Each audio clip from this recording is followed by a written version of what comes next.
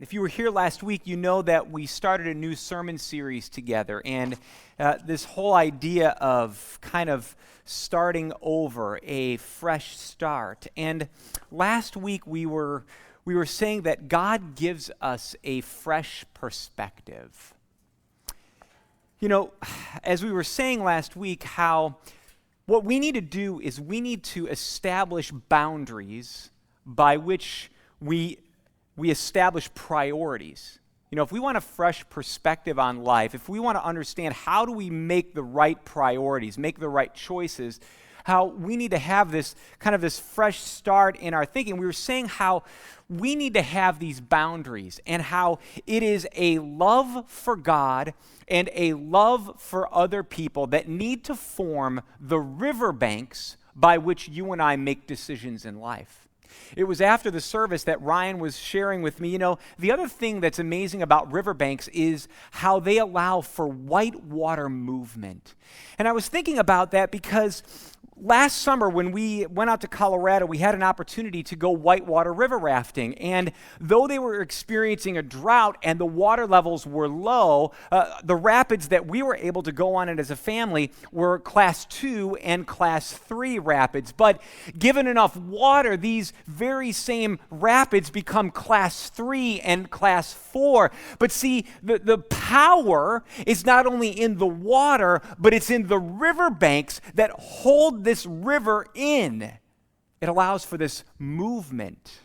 And you know, when you and I want to experience movement in our lives, this powerful movement, it needs to be kept within these riverbanks, because what happens is when we allow decisions to be made in our lives that flow outside of how does this help me to grow in my love for God and how does this help me to grow in my love for other people, things can get crazy, they get chaotic, life overflows its banks. How often when you and I make a decision in life, do we do so based on this question or these questions?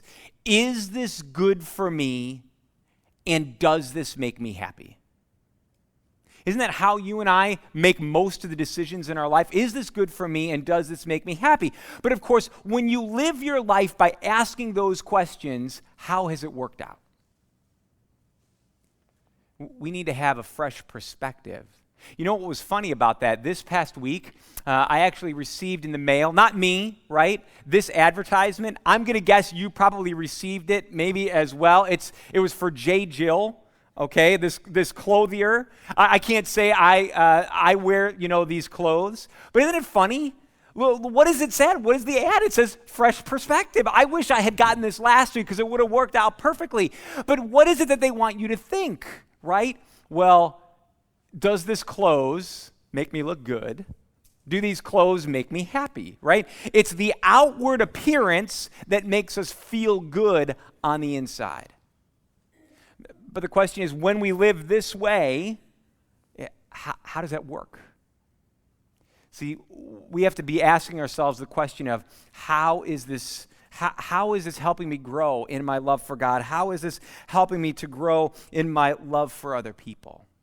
And this morning, as we kind of continue building on some of these themes, we're going to talk about how can we have a fresh start in our thinking. I think a lot of us can get caught up looking at life in a particular way, looking at life through a certain perspective, a certain lens, and how you and I can begin to think differently about our lives, about our place in the world, think differently about the world. But in order to do that, let me kind of share with you a little illustration, a little story. Back when I think this was when I was in high school, we used to go skiing. We lived in the Chicago area, and so we would go skiing up at this resort called Crystal Mountain. And so it wasn't in Upper Peninsula, Michigan, but it was in northern Michigan. And so we would go there skiing almost every single year. And I remember one particular year when the skiing at night, whether we went at night and then we were finished, but it was with a group of my sisters and friends. And so we went into, you know, it was late, you know, kids, we didn't have anything to do. So what did? We went to the workout area of the resort. And so while we were at the workout area of the resort, we were kind of messing around, and we decided that we were going to mess around on the treadmills. Well, what we were deciding to do was to see how fast we could run on the treadmills, but more specifically, how fast we could get the belt up and running before we jumped on. So, of course, my sister gets up and she gets it going at a good clip. You know, our feet are straddling the belt on either side.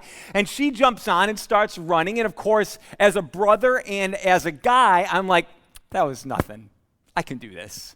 So what do is I bump it up really, really fast. And so this belt is just flying, right?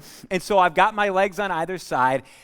And you could probably imagine what's going to happen, right? So I jump on and think that I'm going to start running. Well, the belt is going so fast that it instantly throws my feet up and I go right down onto it. This thing makes a squeal that I have never heard before. I mean, it sounded like somebody's tires were peeling out right underneath me, and it threw me right off. To make matters worse, this treadmill was up against a wall. So there wasn't enough space between the end of the treadmill and the wall. And so this thing is just burning against my flesh. And of course, my sister and friends, they've got to go and turn it off. So they get up to turn this thing off. And when the belt finally stops, I mean, not only is my pride bruised, but of course, everybody else is just laughing at me. And I have this skid mark all down the side of my leg where it had literally road rashed the side of my leg right off. I'm like, so then for the next, week, I just was walking around in pain. And I got thinking about that this week. How many of you feel like you are running a treadmill when it comes to life? How many of you feel like you're running at an okay pace, but it's almost too fast? And that at any minute, if life just picks up 1 mile an hour or more, you're going to end up on your feet. You're going to end up right on the ground. You're going to fall. I mean, how many of you feel like you're always living on the edge? I think for a lot of us, how many of you feel like you're always waiting to be hurt?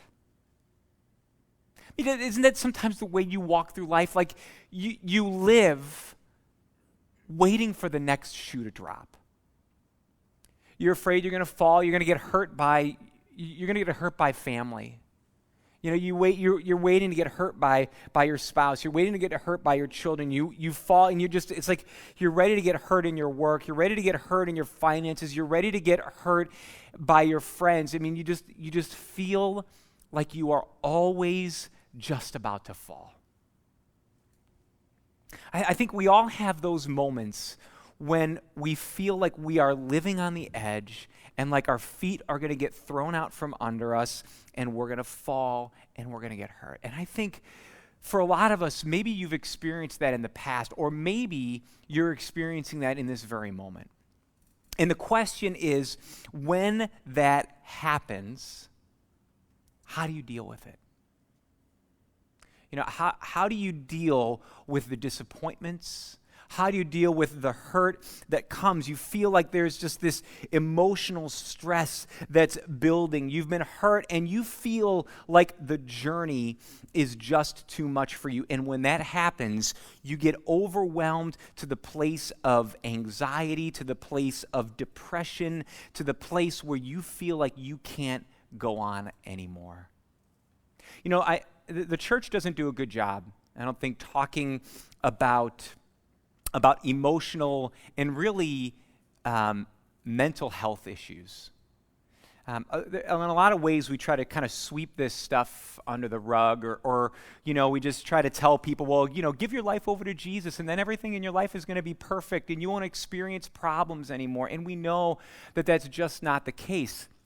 The Meyer Clinic sees over 50,000 patients every single week. And when we think of mental health disorders, a lot of times we think of people that I know who've struggled with bipolar disorder, people that I know who've struggled with schizophrenia and those sort of things. But we don't often think of things like depression or anxiety or kind of obsessive compulsive disorders or kind of germophobia and those sort of things. And yet this clinic that sees 50,000 patients every single week, 75% of those people are there because of depression or anxiety disorders of one sort or another. You and I live in a world in which our thinking can so often be warped, and we begin to look at our lives through a specific perspective and a certain set of lenses. And I think that, we look at the world and then we get depressed about our depression, right? I'm not supposed to feel this way. And if I walk with Christ, I'm not supposed to feel this way. When I look at my life, this isn't the way it's supposed to be. I shouldn't feel this way. And so then you get depressed about the fact that you're depressed, and you find yourself just in this downward spiral, and we think, does anybody else compare? Can they relate to what I'm going through? Now, this isn't to say light of those when we do need to see professional help. This isn't just to say in the stories that we're going to be looking at together today, like, just give your life over to Jesus and then everything is going to be perfect. It's sunshine and rainbows. We know that that's not the case. Yet what I do think is that if we begin to look at what Scripture says about how we can think about our lives and our role in the world, that it can begin to shape our thinking, that we can look at the world differently. And this morning we're going to look at the story of Elijah. Now, you hear stories from the Bible and you think to yourself, yeah, but these were people who had their acts together. They walked with God. They had this incredible relationship with God. I'm not like that. Yet, what's ironic is that when you look at the book of James in chapter 5, verse 18, it says that Elijah was a man who was just like us. He put on his pants or his cloak just the same as you and I do. And yet this incredible man of God also experienced some very difficult times in what scholars would say was depression. And in fact, what we see is in Scripture stories of other people who faced these deep emotional battles and how they dealt with it. So I want you to turn with me to 1 Kings chapter 19, because it's in 1 Kings chapter 19 that we read about the story of Elijah. Now, as you're doing that, of course, you'll be able to follow along on the screen behind me. Let me give you a little bit of background so that you understand Elijah and his life and some of the things that he was going through. In order to do that, you'd have to look at 1 Kings chapters 17 and 18 to understand how we arrive at chapter 19. In this story, there are basically three main characters, and Elijah is one of them. But in chapter 17, we're introduced to a man named Ahab. Ahab was king over Israel. He served as king for 22 years. And in fact, it's said about Ahab that he did more evil in the sight of the Lord than any of the kings who had lived before him. We're also introduced to a woman who Ahab married, and her name was Jezebel. And together, Jezebel brought Baal worship into Israel, was an evil, evil woman, and was really the person pulling the strings behind Ahab. And so between Ahab and Jezebel, these two people did more evil in the sight of the Lord. It says it twice than anybody who had lived before them. Now, here you have Elijah. Now, to understand Elijah's life, there is a famine, a drought in the land that's led to famine. And God feeds Elijah by this brook. So God provides him with water, and every day ravens bring him meat by which Elijah can eat. Then God says, I want you to go to this widow, and this widow is going to provide for you. And so he meets this widow, and he says, would you bake me a loaf of bread? And she says to him, all I have is one little bit of oil and one little bit of flour, and when it's done, my son and I are going to die. That's it. And he says says to her, until it rains, that oil jar will never go empty, and that flour jar will never go empty. And so here we have this long period of time, for years. Elijah is with this widow, and every day she goes to make more bread, and there's more flour. Every day there's more oil, and so God is providing for them. This widow's son dies, but Elijah raises this son from the dead. We read about in chapter 18 how then there are these 450 prophets of Baal. And so Elijah goes up against them, and he builds this altar, and he says, douse it with water. Douse it with water again. Do it again. So 3 times they come and they douse it with water. And the fires of God come down and set this altar ablaze. Then Elijah kills the 450 prophets of Baal. So here you have this incredible mountaintop experience. God has done these amazing things through Elijah and for Elijah. But then you get to chapter 19, and we pick up the story and we see what has happened for Elijah. So let's read together verses 1 to 18. It says, "Now Ahab told Jezebel everything Elijah had done and how he had killed all the prophets with the sword. So Jezebel sent a messenger to Elijah to say, 'May the gods deal with me, be it ever so severely, if by this time tomorrow I do not make your life like one of them.' Elijah was afraid and ran for his life. When he came to Beersheba in Judah, he left his servant there while he himself went a day's journey into the wilderness. He came to a broom bush, sat down under it, and prayed that he might die. What did he pray? 'I've had enough, Lord. Take my life. I'm no better than my ancestors.' Then he lay down under a bush and fell asleep. All at once, the angel of the Lord touched him and said, 'Get up and eat.' He looked around, and there by his head was some bread baked over hot coals and a jar of water. He ate and drank, and then he lay down again. The angel of the Lord came back a second time and touched him and said, 'Get up and eat, for the journey is too much for you.' So he got up and ate and drank. Strengthened by that food, he traveled 40 days and 40 nights until he reached Horeb, the mount of God. There he went into a cave and spent the night. And the word of the Lord came to him, 'What are you doing here, Elijah?' He replied, 'I have been very zealous for the Lord God Almighty. The Israelites have rejected your covenant, tore down your altars, and put your prophets to death with the sword. I'm the only one left, and now they're trying to kill me too.' The Lord said, 'Go out and stand on the mountain in the presence of the Lord, for the Lord is about to pass by.' Then a great and powerful wind tore the mountains apart and shattered the rocks before the Lord. But the Lord was not in the wind. After the wind there was an earthquake, but the Lord was not in the earthquake. After the earthquake came a fire, but the Lord was not in the fire. And after the fire came a gentle whisper. When Elijah heard it, he pulled his cloak over his face and went out and stood at the mouth of the cave. Then a voice said to him, 'What are you doing here, Elijah?' He replied, 'I've been very zealous for the Lord God Almighty. The Israelites have rejected your covenant, torn down your altars, and put your prophets to death with the sword. I'm the only one left, and now they're trying to kill me too.' Then the Lord said to him, 'Go back the way you came and go to the desert of Damascus.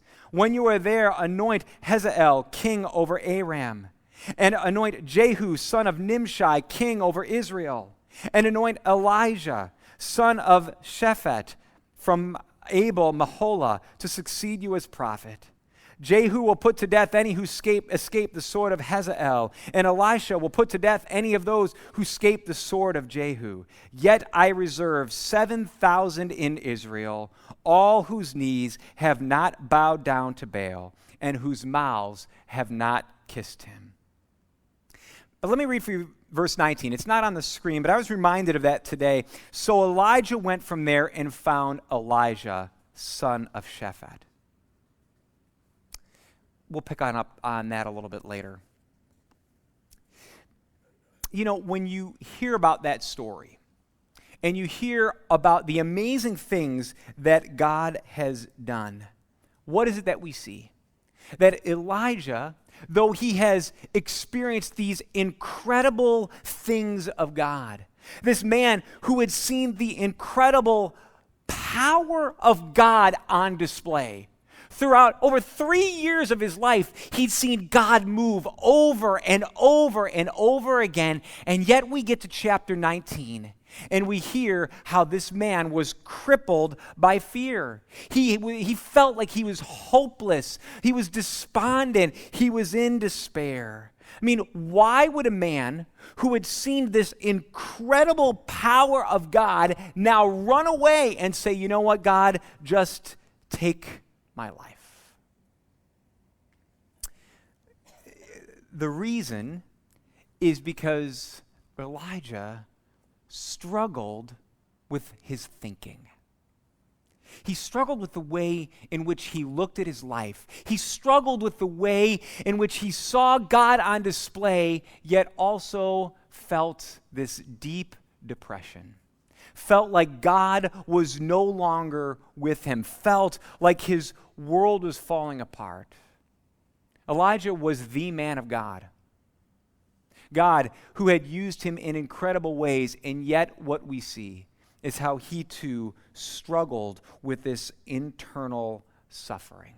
Now, what were the things that led Elijah to this place of this deep depression and despair? I'm going to share with you 4 things this morning, and I sense that each of you will be able to understand and relate to some of these things. One of them was this: Elijah was depleted by victory. Now, I want you to think about that. How can you be depleted by victory, right? When you're on the mountaintop, shouldn't that be all that you experience is the mountaintop? But I want you to know, here's what happened. Once Elijah has brought down fire, God has done this, and he's killed the 450 prophets of Baal. What he says is to Ahab, who was there, hey, take your chariot back, go the 20 miles to Jezreel, and go and report to Jezebel all the things that have happened. But here's what we learn. Elijah literally girded up his loins like a man, tucks his cloak in, and runs 20 miles. And he beats Ahab. Now, think about this. Here's Ahab on the chariot, and Elijah runs 20 miles over rough terrain in order to get there. Now, why does he do this? Scholars think it's because he's thinking to himself, people are going to be pretty impressed with the things that have just happened, right? People are going to be pretty impressed how all of these things that God has used me, and yet what happens? When Ahab gets there, he goes to Jezebel and probably gushes over Elijah like, oh, honey, you should have seen what happened, what he did, how he killed the prophets. And what happens? Jezebel says, you know what? I want this man dead. And so Elijah, thinking that he's going to receive these praises, is suddenly hearing, you know what? I want this man dead. And you know, one of the things that I've found in life and in ministry is that whenever you and I experience a mountaintop, there's probably not a valley too far behind. Isn't that true? I mean, you seem to have these experiences where you feel like you're up here. And suddenly, you can have 20 victories. And all it takes is one setback. And you focus on the setback instead of the victory. You know, it's often after the mountaintop that the valleys come. Sometimes it feels like you walk directly off the mountain and into a valley. And the question is, when that happens, how many of you feel like you are just despondent, like you are just in despair?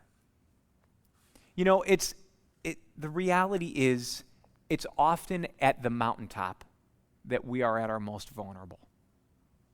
Because at the mountaintop, you think you've done it. The mountaintop, you think you've gotten yourself there instead of remembering that it's been God all along. And so when the valley comes, you feel like you're all alone and you're just overcome. I want you to see a second thing. He was flustered by fear. In verse 2 and 3, what we learn is that Jezebel goes into a rage. She demands his execution, and Elijah is afraid. But think about it. This man had just killed 450 people. He has called down the fire of God, and he's afraid. I mean, you look at that and you're like, he's experienced these incredible things of God, and yet he's at this place where he's like, God, I am so afraid. And what does he do? He tucks his tail between his legs and he runs. And in fact, what we learn is he runs as far south in Israel as he can get, and then he goes even further. He goes off by himself. And instead of this is the problem. Instead of praying to God over and over again in Elijah's life, when things have happened, he's prayed to God and God has answered. But when Jezebel says, I'm going to kill you, instead of praying to God like he's always done in the past, he goes on the run because he is afraid. And you know what the issue is? He took his eyes off of God and he focused on the problem. And isn't that how you and I experience life? Don't you find that when you are at your most fearful, when you are at your most afraid, it's because you have taken your eyes off of God and you have focused on the problem. And what happens is then the problem is, it seems so much bigger than God. But the reality is our problems are so small in the eyes of an almighty God. As I was saying before, sometimes it feels like 10 victories, one setback, and it's all wiped out. But when we feel in fear, this is what I want you to know. 1 Peter 5:8 says, be self-controlled and alert. Your enemy, the devil, prowls around like a roaring lion looking for someone to devour. Here's the thing about that roaring lion, the devil, is his roar is worse than his bite. Because you know that if you are a follower of Jesus Christ, the devil has no power over you except the power that you give to him. And so we hear the roar of the devil off in the distance. We hear the fear, right? He roars and we get afraid. And so we think to ourselves, I'm all alone. I can't do this anymore, instead of remembering that God is powerful and that God is on our side.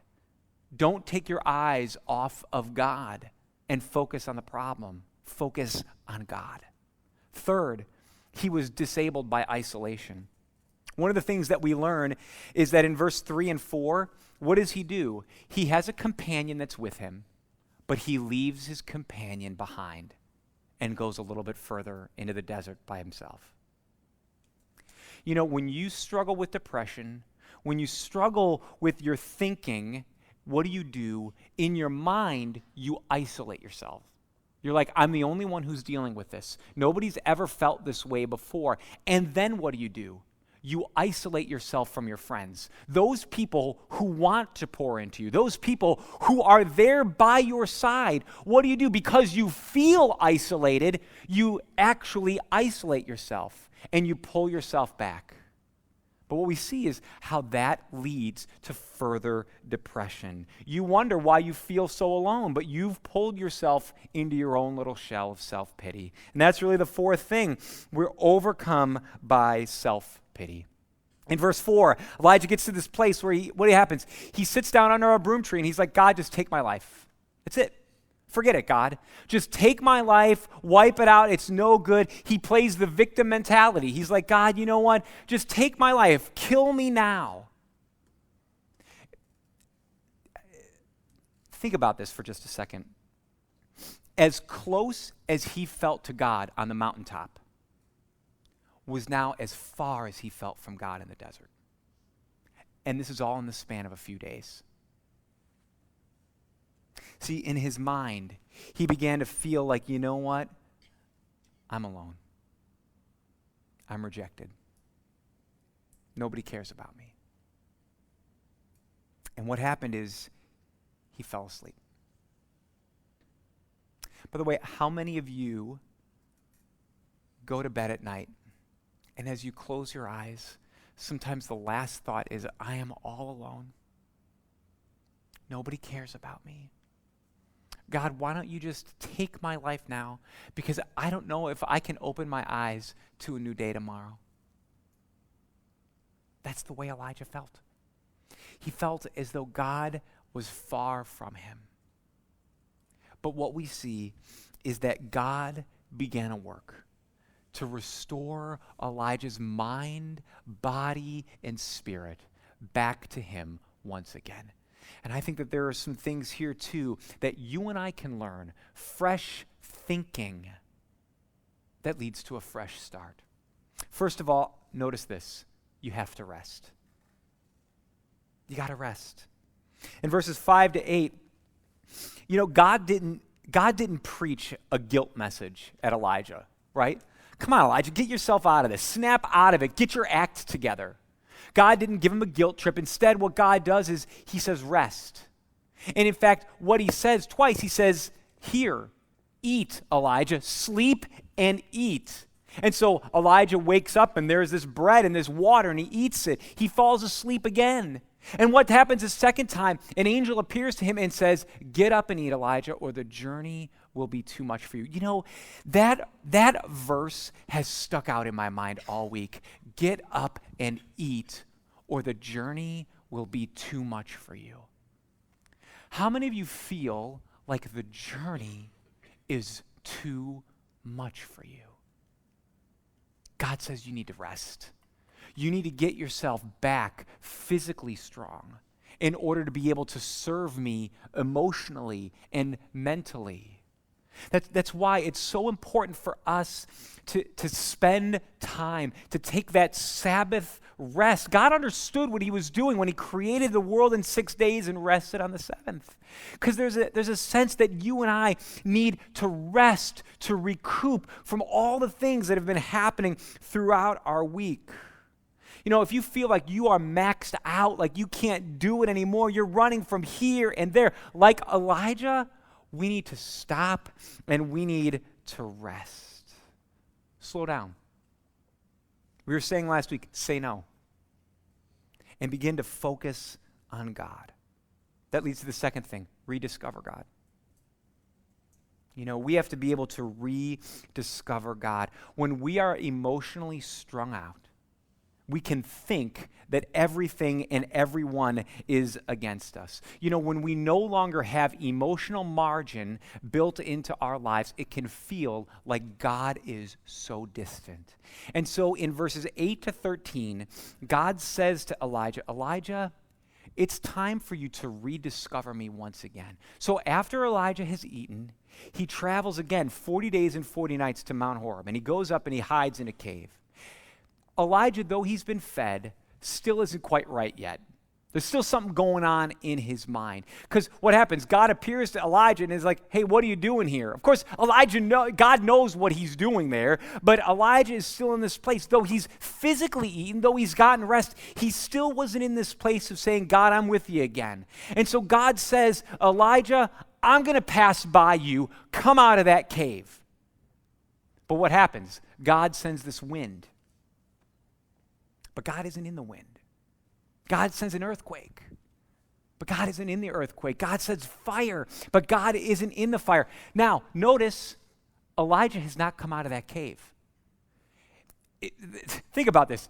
If you were in a cave in the heart of a mountain and an earthquake came, don't you think you would run out? I'd be like, I'm getting out of this place, right? But Elijah is still in this place where he's like, God, I don't know what's going on, but I ain't coming out of this cave. But what happens? God comes in a whisper. And when God speaks in a whisper, Elijah knows. He knows it's God. And so he's like, whoa. He comes out of that cave. He covers himself with a cloak because he knows that God is speaking. So often we want God to speak to us in the earthquake. We want God to display himself in this awesome act of his power, to say, I am here, right? So God, send me that earthquake, send me that sign, send me that fire, send me that wind. Show me something that you're with me. But sometimes God isn't in any of those things. What God is in is that still, small voice. It says, I'm here. I'm with you. Trust me. And that's when we have to come to that place of saying, okay, God, I hear you. I'm not alone. God, I know that you're with me. We have to rediscover God. And for some of you, you feel like God is so far away that God isn't with you because you're waiting for that act of power for God to say, I am here. But maybe God is speaking to you in the whisper, reminding you, though you may feel alone, though you may feel depressed, like you are so far from me, God wants us to know that I am here and that I am with you. I'm reminded of that passage. Sharing it here. What does Psalm 139 say? Ryan was sharing it with us last week. What does it say that, as far as you may feel that God, you are so far from me. What does he say? He says, if I settle on the far side of the sea, if I'm on the far side of the wind, even there, your hand will guide me, God. Your right hand will hold me fast. It's like, where can I go from your spirit? Where can I flee from your presence? If I go up to the heights, you're there. If I go down to the depths, you are there. If I run as far as I can from you, even there, your hand will guide me. Your right hand will hold me fast. It means sometimes we have to remember that God is indeed with us. And third, re-accept your assignment. Re-accept your assignment. In verses 14 to 18, God gives Elijah a new assignment. Once he has met God in that place, God has spoken to him in the whisper. God says, okay, now go. Go. It's time for you to go and to do what I have called you to do. And I was thinking about that this week, that sometimes we think, God, I will do what you want me to do when I feel like it. So it's our feeling that leads to our doing. But sometimes you've got to do in order to feel, right? It's like, God, once I feel that you're with me, then I'll do it. But sometimes in life, you have to accept your assignment and do it in order to feel like God is with you again. See, if you're always waiting for that feeling, you can wait for a long time, maybe forever. Sometimes you have to do in order to feel that God is with you. And I think that for so many of us, that's where we are. We focus on our problems. We focus on the issues that we have in life instead of looking up and looking to God and understanding that God is indeed with us. I mean, sometimes we feel like we are just running the treadmill of life, just waiting for the next shoe to drop, waiting for the next disappointment, waiting for the next hurt. And today, what I want to remind you of is that we have to keep our eyes fixed on God. And then this morning, as I was just thinking and preparing, it's this. Verse 19 says what? He surrounded himself with a friend again. Sometimes we have to renew relationships. Just as Elijah had kind of cut himself off from relationships prior, he in verse 19 it says that he goes and he finds Elisha. He accepts his assignment, and he goes and he surrounds himself with someone again. And for some of us, we need to reconnect with people. Sometimes the people that we connect with aren't doing our best good, aren't pouring into us in a way that's for our best mental health. And what we need to do is we need to surround ourselves with the type of people who are going to pour into us. Why? Because they love us. Friends, what I pray we begin to discover together today is that as we have a fresh start in life, that we can begin to think differently about life because God is indeed with us. And what does he say? Get up and eat, or the journey will be too much for you. Get up and eat from me physically because the journey will be too much for you. Get the rest that you need. Get up and eat from me spiritually or the journey will be too much for you.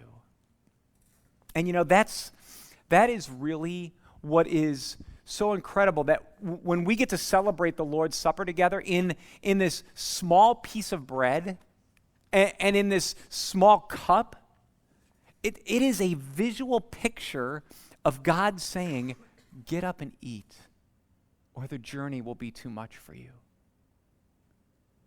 Come, find the hope that's in Jesus, or the journey will be too much for you.